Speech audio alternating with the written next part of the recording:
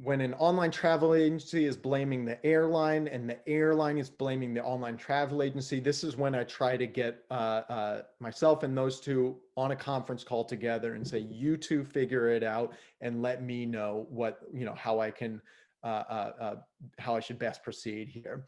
If that is not possible, or if they're not making amends, one thing I would try to do before I went to kind of a further alternative route is to ask Expedia, can you change the policy now on my voucher so that I can book any travel on Expedia? So it's essentially an Expedia voucher rather than an Air Canada voucher that you, Expedia, are holding for me.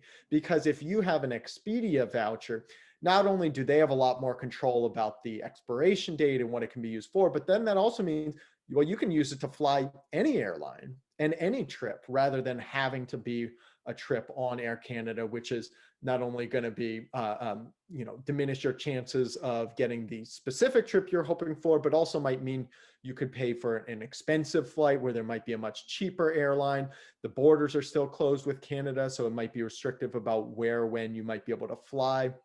The more you can get Expedia to give you a more flexible voucher, the better off you'll be. But if none of this works, if you've tried all of it and it's not happening, there are a couple routes that you can still pursue. One is a complaint to the Department of Transportation.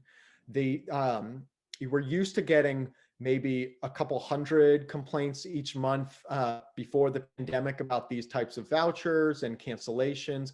And as soon as the pandemic began and as soon as airlines and agencies started not treating their customers particularly well, the number of complaints to the Department of Transportation increased about 100-fold, and it went up to tens of thousands every single month for folks complaining to the airlines. And that's what spurred the Department of Transportation not only to put out guidance to the airlines that they needed to shape up, but then also, in many cases, if a traveler had a situation where the airline was dragging their heels on a refund, if the traveler complained to the Department of Transportation, the DOT would often just forward that complaint to the airline and say, airline, you've got 60 days, you've got 90 days to make right on this. And I can't tell you how many times I heard from folks who were able to get a resolution to their case because they had reached out to the authorities and really kind of showed the airline or the agency that they weren't messing around, like they really were intent to get this refund.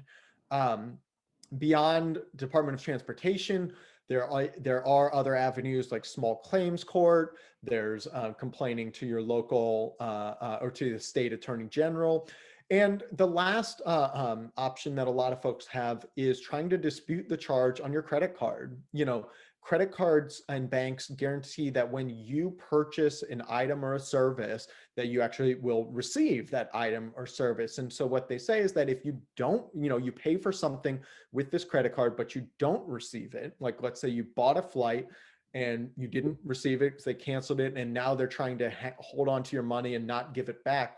Well, you can try to dispute the charge with your credit card. And in many cases, the credit card will actually give you your money back. They'll reimburse you, and then they'll go fight with the airline or the agency to recoup the money for themselves. So those are all the sorts of possible avenues you have as a traveler to try to get your money back. It's just a shame that it has to come to this in this situation, that the players aren't behaving better and being more customer friendly.